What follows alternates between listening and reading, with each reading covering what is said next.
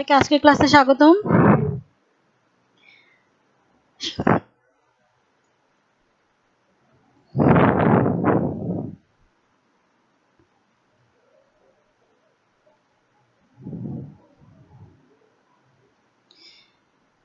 ওকে, আমরা শুরু করছি।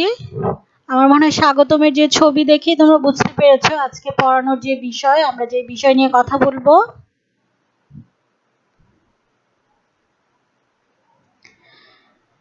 আমরা আজকে যে বিষয় নিয়ে যে কথা বলবো সেটা হচ্ছে বাংলাদেশের জনসংখ্যা এবং উন্নয়ন, অধ্যায় 9।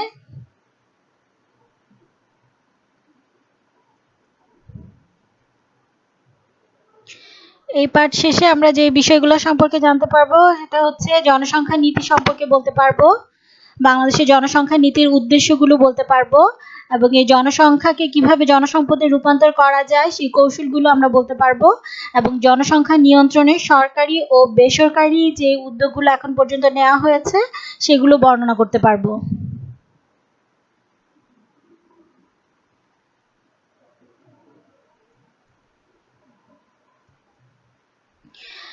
প্রথমে আসো যে দেখি যে বাংলাদেশের জনসংখ্যার সার্বিক পরিস্থিতিটা আসলে কি। এখানে একটা বৃত্তাকার একটা চার্ট দেওয়া হয়েছে, আমরা একটু খেয়াল করি যে বর্তমানে বাংলাদেশের সার্বিকভাবে অবস্থাটা কি। আয়তনের দিক থেকে আমরা জানি যে বাংলাদেশ হচ্ছে পৃথিবীর 90তম দেশ, এবং বাংলাদেশের যে আয়তন মোট 1,47,570 বর্গ কিলোমিটার, এবং জনসংখ্যার দিক থেকে বাংলাদেশের অবস্থান পৃথিবীতে হচ্ছে 8ম, এবং 2011 সালে যে আদমশুমারি হয়েছিল সেই 2011 সালের আদমশুমারি অনুযায়ী জনসংখ্যা ছিল হচ্ছে 14,97,72,364 জন। কিন্তু আমরা জানি যে 2018 পর্যন্ত যে ডাটাটা আসছে সেটা আমাদের যে জনসংখ্যা সেটা প্রায় 16 কোটিরও অনেক বেশি। এবং মাথাপিছু যে আয়, যেটা 2017 সালে সর্বশেষ যে মাথাপিছু আয় তোমাদের বইয়ে আছে সেটা হচ্ছে 1610 মার্কিন ডলার, এবং এখানে নারী এবং পুরুষের যে শতকরা অনুপাত সেটা হচ্ছে 49.99:50.01%। আর আমাদের মোট আয়তনের তুলনায় আমরা জানি যে যেহেতু জনসংখ্যা অনেক বেশি, সুতরাং এখানে প্রতি বর্গ কিলোমিটারে জনসংখ্যার ঘনত্ব অনেক বেশি, যার কারণে প্রতি বর্গ কিলোমিটারে বাংলাদেশে 1252 জন করে বসবাস করছে।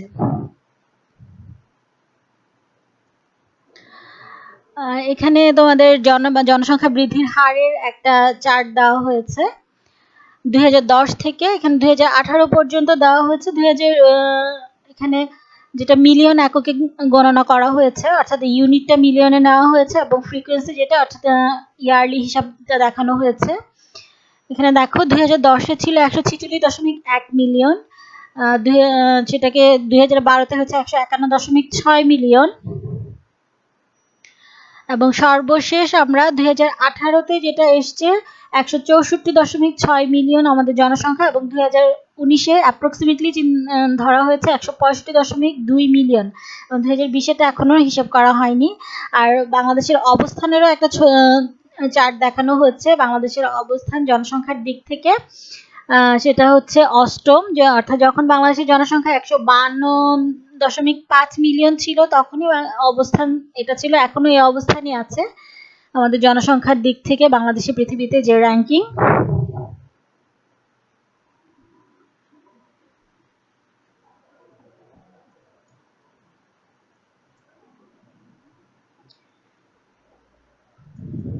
নিচের ছবিগুলোর দিকে একটু লক্ষ্য করি। বাংলাদেশের একটা মানচিত্র দেওয়া হয়েছে, এখানে দেখা যাচ্ছে ট্রেনে অসংখ্য মানুষ, অর্থাৎ আমাদের যে জনতা তাদেরকে প্রতীক হিসেবে দেখানো হয়েছে এখানে। আচ্ছা, জনজীবনের যে চিত্রটা সেটাকে বোঝানো হয়েছে যে এত যে আমাদের বিপুল পরিমাণে যে জনসংখ্যা, এই জনসংখ্যা আমাদের আয়তনের তুলনায় অনেক বেশি হওয়ার কারণে দেখা যাচ্ছে যে আমরা সাধারণত জানি যে যে কোনো একটা দেশের জন্য তার জনসংখ্যা হচ্ছে তার সম্পদ, কিন্তু যখন সেই জনসংখ্যা অতিমাত্রায় বেড়ে যায় এবং সেই জনসংখ্যা যদি অদক্ষ হয় তাহলে সেটা একটা দেশের জন্য অনেকটা বোঝার মতো হয়ে যায়, এবং সেটা নিয়ন্ত্রণ করাও খুব কঠিন। এবং আমাদের অর্থনৈতিকভাবে যদি উন্নয়ন করতে হয় তাহলে অবশ্যই জনসংখ্যাকে আমাদেরকে জনসম্পদে রূপান্তর করতে হবে, এবং সেটা করার জন্য আমাদের কিছু নীতিমালার প্রয়োজন হয়। রাষ্ট্র তার জনগণকে নিয়ে বিভিন্ন ধরনের চিন্তা ভাবনা করে, তাদের জীবনমান উন্নয়ন করার জন্য যেই পরিকল্পনাগুলো করে, এই সব কিছু মিলিয়ে আমরা অর্থনৈতিকভাবে এগিয়ে যাওয়ার চেষ্টা করে থাকি। অর্থনৈতিকভাবে অগ্রসর হতে গেলে অবশ্যই আমাকে কি করতে হবে, আমার যে জনসমষ্টি আছে তাদেরকে দক্ষ জনশক্তিতে রূপান্তর করতে হবে, এবং জনগণ যদি দক্ষ হয়, অর্থাৎ আমরা যদি মানব শক্তিতে রূপান্তর করতে পারি, তারা যদি শ্রম এবং মেধাকে কাজে লাগাতে পারে দেশের জনগণ, তাহলেই কিন্তু আমরা জনসম্পদে রূপান্তর করতে পারবো। এবং বিশাল যে জনগোষ্ঠী আছে তাদের বিভিন্ন ধরনের যে চাহিদা, মৌলিক চাহিদাগুলো ছাড়াও আরও যে চাহিদাগুলো আছে সেগুলো পূরণ করা এবং রাষ্ট্রকে উন্নত করার জন্য সরকার থেকে বিভিন্ন ধরনের পরিকল্পনা গ্রহণ করা হয়। তো আমরা এখানে দেখো ছবিতে জাতীয় পর্যায়ে যে আলোচনা হচ্ছে সেটার একটা ছবি দেখানো হয়েছে, অর্থাৎ দেশের যে জনজীবন আছে বা জনগণ আছে তাদেরকে নিয়ে জাতীয় পর্যায়ে আলোচনা হচ্ছে, এবং এই জনগণকে নিয়ে যে জাতীয় পর্যায়ে যে আলোচনা হচ্ছে বা যে পরিকল্পনা গ্রহণ করা হয় তাকেই বলা হচ্ছে জনসংখ্যা নীতি। এবং এই জনসংখ্যা নীতির লক্ষ্য হচ্ছে জনসংখ্যা নিয়ন্ত্রণ বা জনসংখ্যাকে জনসম্পদে পরিণত করে নাগরিকদের যে জীবন মান সেটাকে উন্নত করা এবং দেশের যে আর্থসামাজিক উন্নয়ন সেটাকে নিশ্চিত করা।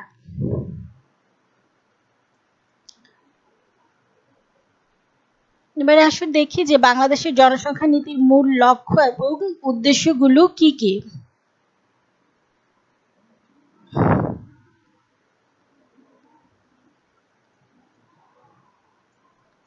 বাংলাদেশে যে জাতীয় পর্যায়ে জনসংখ্যা বিষয়ে যে পরিকল্পনা গ্রহণ করা হয়েছে, অর্থাৎ যে জনসংখ্যা নীতি নেওয়া হয়েছে, সেই জনসংখ্যা নীতির কিছু মূল লক্ষ্য এবং উদ্দেশ্য আছে। সেই লক্ষ্য এবং উদ্দেশ্যগুলো হচ্ছে, প্রথম যেটা একটা হচ্ছে স্বাস্থ্য এবং পরিবার কল্যাণ সেবা পৌঁছে দেওয়া, অর্থাৎ দেশের প্রত্যেকটি নাগরিকের কাছে তার স্বাস্থ্য এবং পরিবার কল্যাণটা নিশ্চিত করা। 2, পরিবার পরিকল্পনা কর্মসূচি এবং প্রজনন যে স্বাস্থ্যসেবা সেটাকে জোরদার করা। নাম্বার 3, মা ও শিশুর অপুষ্টির হার কমিয়ে আনা।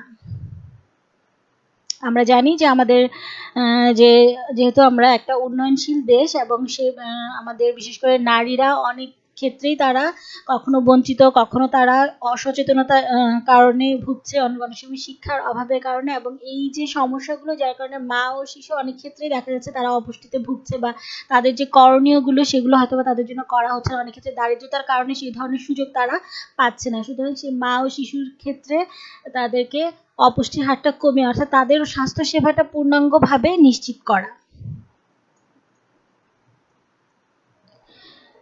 4 হচ্ছে ইউনিয়ন পর্যায়ে যে স্বাস্থ্যসেবার ব্যবস্থা করা এবং প্রয়োজনীয় ওষুধ সরবরাহ নিশ্চিত করা।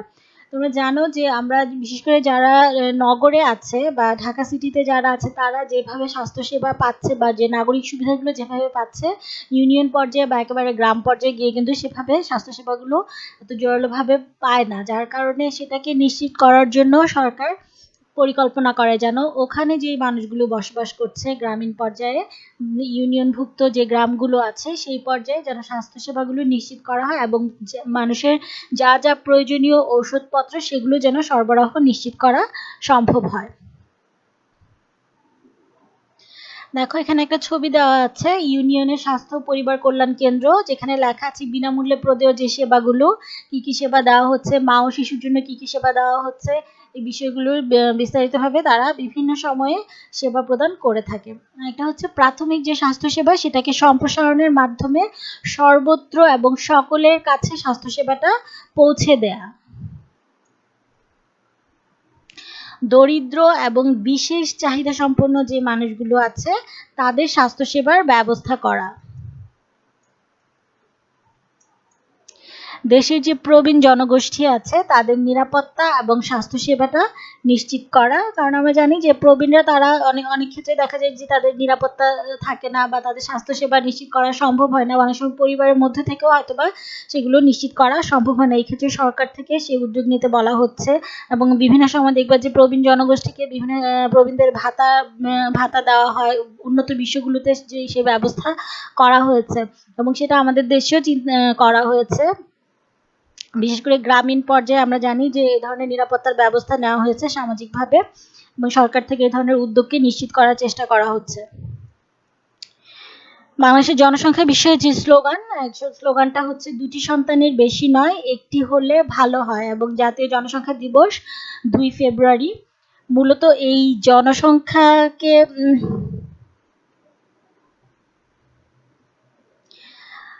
জনসংখ্যার যে স্লোগানটা দেয়া হয়েছে সেটার কারণ হচ্ছে যে আমাদের জনসংখ্যা এত বেশি যে যখন কোনো পরিকল্পনা করা হচ্ছে সেটা বাস্তবায়ন করাটা খুব কষ্ট সাপেক্ষ হয়ে যাচ্ছে, কারণ বিপুল পরিমাণ জনগোষ্ঠীকে আসলে সামলানো, আমাদের যে অর্থনৈতিক অবস্থা আছে সেই অর্থনৈতিক অবস্থায় তাদেরকে নিয়ন্ত্রণ করা এবং সার্বিকভাবে তাদের সব চাহিদা পূরণ করা আসলে সহজসাধ্য না, বেশ কঠিন।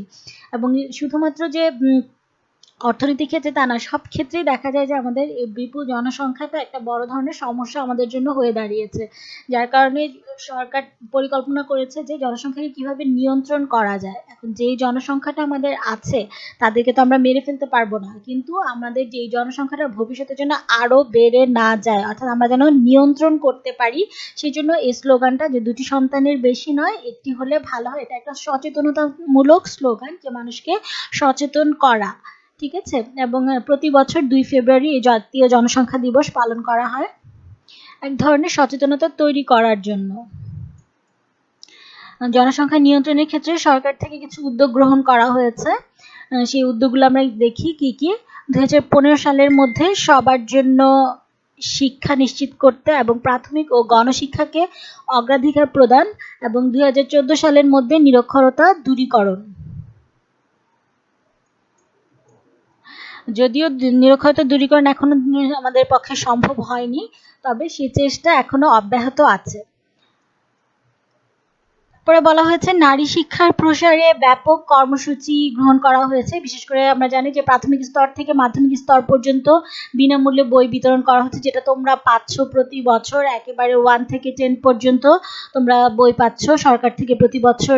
জানুয়ারি 1 তারিখেই তোমাদেরকে বই দিয়ে দেওয়া হচ্ছে, যেটা আগে ছিল না, এবং এটা আস্তে আস্তে এই যে বিভিন্ন এই কার্যগুলো সম্প্রসারণ করা হয়েছে এই জনসংখ্যা নীতিকে বাস্তবায়নকে লক্ষ্য করে। তারপরে হচ্ছে আমাদের উপবৃত্তি দেওয়া হচ্ছে গ্রাম পর্যায়ে, উপজেলা পর্যায়ে, এবং 6ষ্ঠ থেকে দ্বাদশ শ্রেণী পর্যন্ত এই মেয়েদেরকে এই উপবৃত্তি প্রদান করা হচ্ছে। আবার তোমরা যে বিভিন্ন সময় যারা বৃত্তি পাচ্ছ সেটাও সরকার থেকে একটা বৃত্তির ব্যবস্থা করা হয়েছে। নাগরিক যে চিকিৎসা সেবা সেটা নিশ্চিত করতে স্বাস্থ্য ও পরিবার কল্যাণ যে কার্যক্রম চালু, দেখো এখানে উঠান বৈঠকে, অর্থাৎ গ্রামে গ্রামে গিয়ে স্বাস্থ্যকর্মীরা সেখানে জনগণকে স্বাস্থ্যসেবা নিশ্চিত করছে, তাদেরকে সচেতন করছে, বিভিন্ন চিকিৎসা সেবার কার্যক্রম তারা চালাচ্ছে।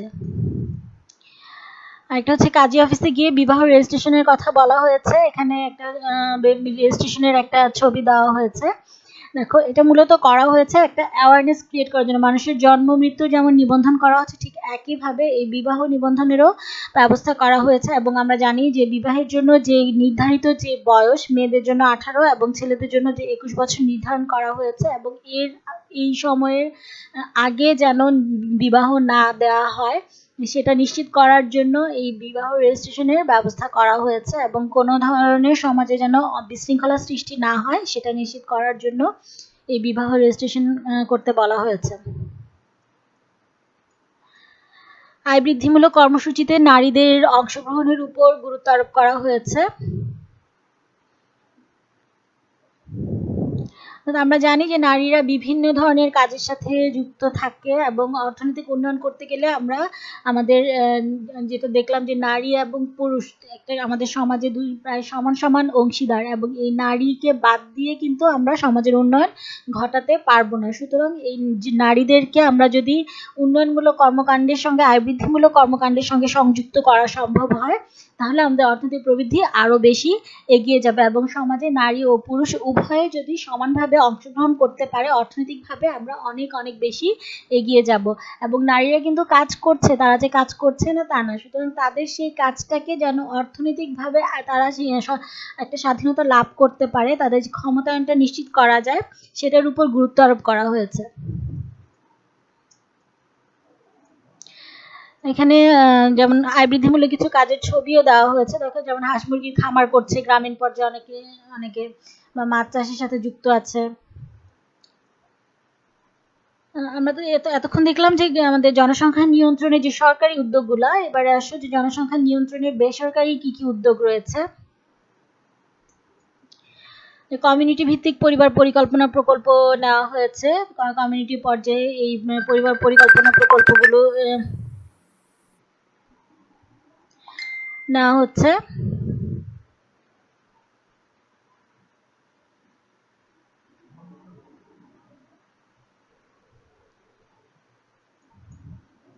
ছোট এবং পরিকল্পিত পরিবার গড়ার জন্য সচেতন করা হচ্ছে, যেখানে উপরে যে স্লোগানটি দেওয়া হয়েছে, দেখো 2টি সন্তানের বেশি নয়, 1টি হলে ভালো হয়।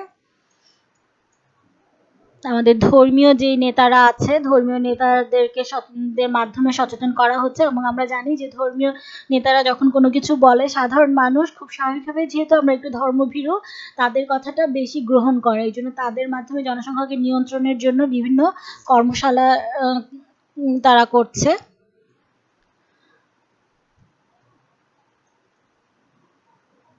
বাল্যবিবাহ রোধ করার কথা বলা হয়েছে, এবং এই বিষয়ে বেসরকারিভাবে বিভিন্ন উদ্যোগ নেওয়া হচ্ছে, মানুষকে সচেতন করা হচ্ছে। তোমরা দেখবে যে প্রায় বিভিন্ন এনজিও গুলো কাজ করছে, এমনকি আমাদের টেলিভিশনে বিভিন্ন সময় বিভিন্ন ডকুমেন্টারি যাচ্ছে, নাটক যাচ্ছে এই বাল্যবিবাহ রোধ করার জন্য।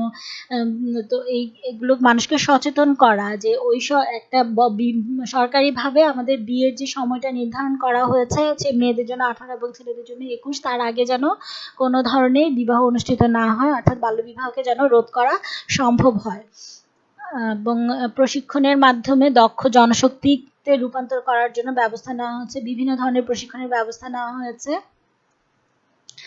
বেশ কিছু সচেতনতা কার্যক্রম গ্রহণ করা হচ্ছে। এই সচেতনতামূলক কার্যক্রমগুলোর মধ্যে যেগুলো আছে, দেখো এখানে ছবিতে একটা দেখাচ্ছে, এখানে যে পথনাটক বলে এগুলোকে, যে পথের মধ্যে যে নাটকগুলো অনুষ্ঠিত হয়, যে এগুলো একটা সচেতনতামূলক কার্যক্রম। আসলে এটা মনে হয় অ্যাকশন এইডের মাধ্যমে করা হয়েছে। দেখো এখানে সচেতনতা কার্যক্রম কি কি হতে পারে, একটা হচ্ছে পরিবার পরিকল্পনা বিষয়ে সাময়িকী, পোস্টার, ক্যালেন্ডার, চার্ট, ডকুমেন্টারি।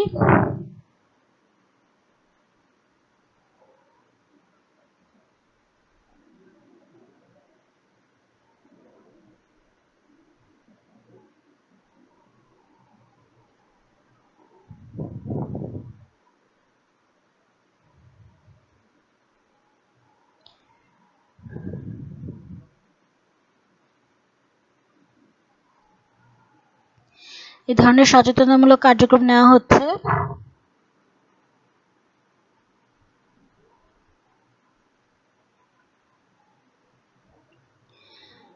চলো সচেতনতামূলক কার্যক্রমের একটা ভিডিও দেখে আসি।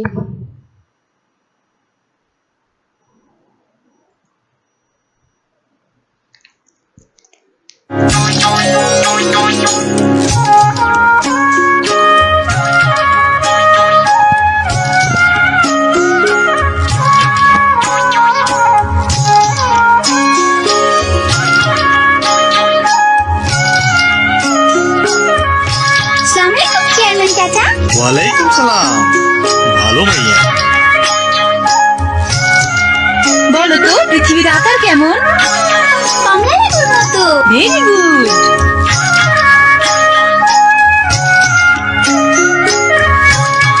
তোমার বিয়া ঠিক হইছে?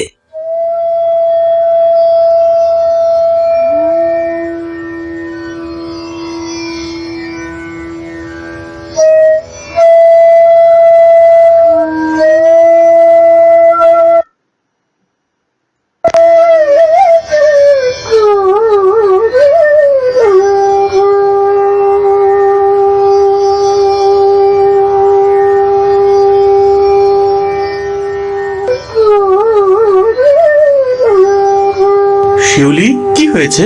হের বিয়া ঠিক হইছে। ওর তো এখনো বিয়ের বয়স হয় নাই। ওর বাবা মার সাথে কথা বলা দরকার। এই মফিজ ভাই, ধান কাটে। মাস্টার সাহেব, ধান কাটার সময় হয় না। ধান কাটার সময় বুঝেন, আর মাইয়াটার যে বিয়ার বয়স হয় নাই তা বুঝেন না। কি করমু, অভাবের সংসার আর চালাইতে পারি না। কিন্তু মাইয়ার লেখাপড়ার খরচ তো সরকার দিতেছে, আর 18 বছরের নিচে মাইয়ার বিয়ে দেওয়া ঠিক না। চেয়ারম্যান সাহেব, মায়ের বিয়া, এই জমিটা রেখে কিছু টাকা দেন, বিয়ার খরচ মেলা। কও কি মিয়া, মাইয়া বিয়া দিবা? ওর তো এখনো বিয়ার বয়স হয় নাই, এমন মাইয়াটারে এখনই বিয়া দিয়ে দিবা? এই কাম কইরা তুমি নিজে তো বিপদে পড়বাই, মাইয়াটারও সর্বনাশ করবা। তাছাড়া তুমি জানো না বাল্য বিবাহ দেওয়া বেআইনি? তোমার তো পুলিশে ধরবো, বুঝলা? শিউলি আজ আসেনি? না, ও আর আইবো না। আপনারা এত কইরা কইলাম, তবুও মাইয়াটার বিয়া দিতেছেন, তাই না পাইরা বাড়িতে চলে আইলাম। গরিবের ঘরে মেয়েদের লেখাপড়ার কি দাম? কোন কি, লেখাপড়া করা তো অনেক সম্মানের ব্যাপার। কিন্তু মায়ের বিয়ার বয়স তো পার হয়ে যাইতেছে। না, আপনারা ভুল করতেছেন। বরং কম বয়সে বিয়া দিলে মাইয়াটার অনেক ক্ষতি হইতে পারে। লেখাপড়া বন্ধ হয়ে গেলে সে নিজের ও সমাজের কোনোই কাজে লাগবে না। তাছাড়া আয় রোজগার তো হবেই না, সন্তান লালন পালনও করতে পারবে না। এছাড়া বিবাহিত জীবনে স্বামীর সাথে বোঝাপড়ায় সমস্যা হইতে পারে। শুধু তাই না, সন্তান জন্ম দিতে গিয়া মাইয়াটার মৃত্যু হইতে পারে। বাবা, তুমি আমারে বিয়া দিও না। দেখো, ওই বাড়ির তুলিরে অল্প বয়সে বিয়া দেওয়ায় বাচ্চা জন্ম দিতে গিয়ে মইরা গেল। আমার বাবা, তুমি ভাবছো না সারাদিন যৌতুকের জন্য মার খায়? ওরা কেউ ভালো নাই। আমি অনেক পড়াশোনা করতে চাই, আমারে নিজের পায়ে দাঁড়াইতে দাও। আমি শহরে গিয়ে ডাক্তারি করবো। আসলে তো ঠিক, চেয়ারম্যান সাহেব যেই কথা কইলেন মাস্টার সাহেব বারবার তাই কইতেছেন। আমার মনে হয় আমি ভুল। ভুল তো করতেই আছেন। আমিও যদি আজকে লেখাপড়া জানতাম, আমিও মনে মনে মেয়েটারে এই বয়সে বিয়া দিতে চাই নাই। এমন কইরা তো ভাবি নাই আগে, মনে করতাম এইগুলান সব কপালে দোষী হয়, এখন দেখতাছি তা না। ও, আমরা সত্যি ভুল করতে নিছিলাম। আমি বাপ হয়ে তোরে তো বড় সর্বনাশ আর করুম না। আমার সিদ্ধান্ত ওই বদলে দিতে পারে আমার কন্যা সন্তানের ভবিষ্যৎ।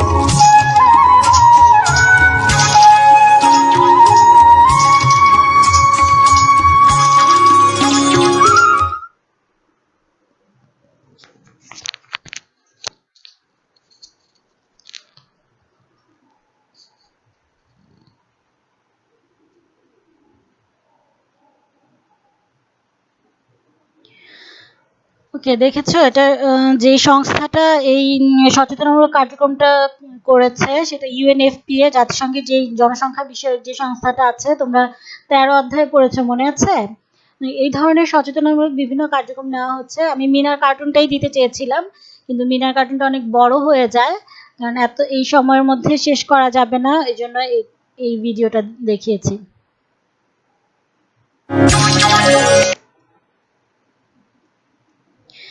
এবার আসো আমরা এই জনসংখ্যাকে কিভাবে জনসম্পদে পরিণত করতে পারি, তার কি কি কৌশল নেওয়া যেতে পারে, এই জন্য সেই কৌশলগুলো একটু লক্ষ্য করি।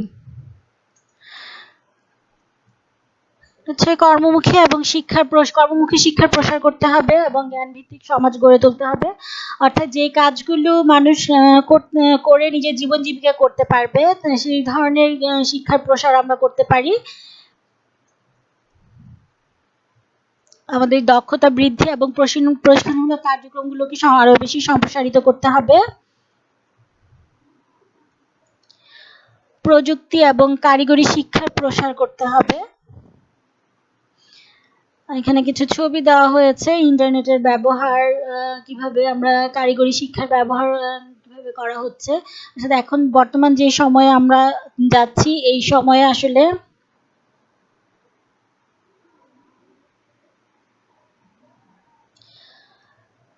প্রযুক্তি ছাড়া আমাদের আসলে কোনো উপায় নেই। সুতরাং প্রযুক্তির দিকে আমাদেরকে ঝুঁকতে হবে, প্রযুক্তি গ্রহণ করতে হবে, প্রযুক্তি শিখতে হবে, নিজেদের উদ্ভাবনী ক্ষমতা বাড়াতে হবে। এই জন্য কারিগরি শিক্ষার প্রসারের কোনো বিকল্প নেই।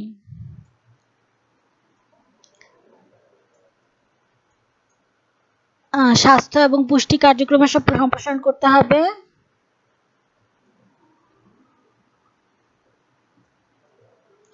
ক্ষুদ্র এবং কুটির শিল্পের বিস্তার করতে হবে, অর্থাৎ আমাদের যে ক্ষুদ্র এবং কুটির শিল্পগুলো আছে সেগুলোকে আরো বেশি সম্প্রসারণ করতে হবে। এখানে নকশি কাঁথা সেলাই করছে, বিভিন্ন ধরনের পণ্য কুটির শিল্পের মাধ্যমে যেগুলো হাতে তৈরি করা হয় অনেক সময়, সেগুলোকে আরো বেশি বিস্তারিত করতে হবে। নারী শিক্ষার প্রসার করতে হবে। দেখো, বারবার নারীদের উপর জোর দেওয়া হচ্ছে, তো নারীদেরকে আমরা যদি শিক্ষিত করতে পারি, তাদেরকে যদি নারীর ক্ষমতায়ন যদি সম্ভব করতে পারি, তাহলে আমাদের জনসংখ্যাকে যেমন নিয়ন্ত্রণ করা সম্ভব হবে, পাশাপাশি অর্থনৈতিকভাবেও নারীরা একটা বড় অবদান রাখতে পারবে। আমাদের যে কর্মসংস্থানের জন্য কৃষি সেক্টরটাকে আরো বেশি আধুনিকীকরণ করতে হবে, সেখানে প্রযুক্তির ব্যবহার করতে হবে, যেটা আমরা শারীরিকভাবে যেই পরিশ্রমটা করা হয় প্রযুক্তি ব্যবহারে, সেই শারীরিক পরিশ্রমটাও কমে আসবে, আমাদের ফলনটাও অনেক বেশি হবে।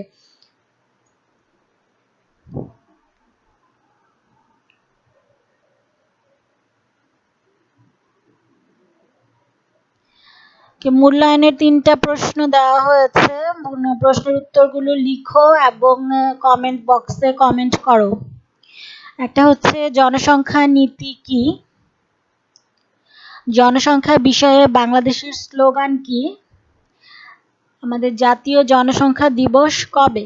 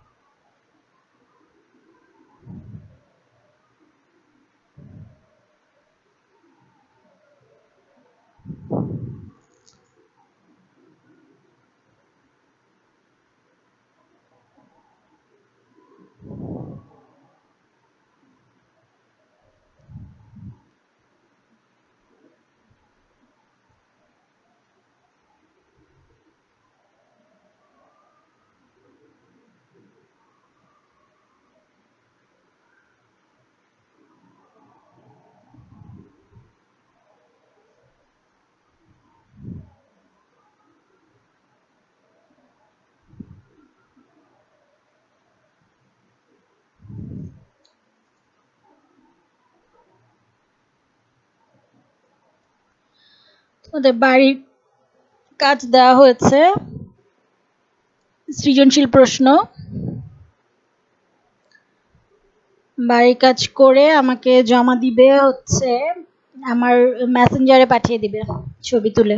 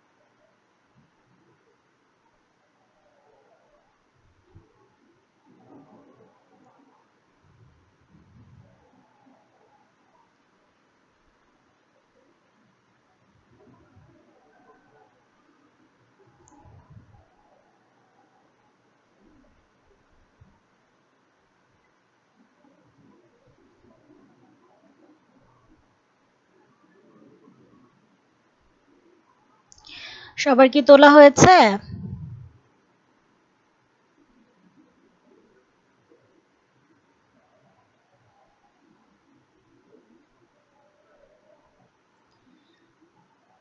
বাড়ির কাজ সবাই তুলে রাখো। তোলা হয়ে গেলে আমরা ক্লাস শেষ করি আজকের মতো।